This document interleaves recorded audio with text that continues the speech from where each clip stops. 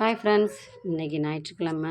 என்ன சமையல்னா உப்புமாவும் உளுந்த வடை தேங்காய் சட்னியும் தான் ரெடி பண்ணியிருந்தேன். இன்றைக்கி காலையில் எழுந்திரிச்சதே ரொம்ப லேட்டு தான் ஃப்ரெண்ட்ஸ். 7 மணி ஆயிடுச்சு.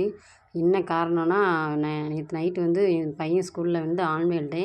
அதை பார்த்துட்டு வந்துட்டு 1 மணி ஆயிடுச்சு வந்து படுக்கிறதுக்கு. அதனால் காலையில் எழுந்திரிச்சி ஈஸியாக சமையல் பண்ணி இப்போ குழந்தைங்களுக்கு கொடுக்கணுங்கிறக்காண்டி உப்புமாவே ரெடி பண்ணிட்டேன்.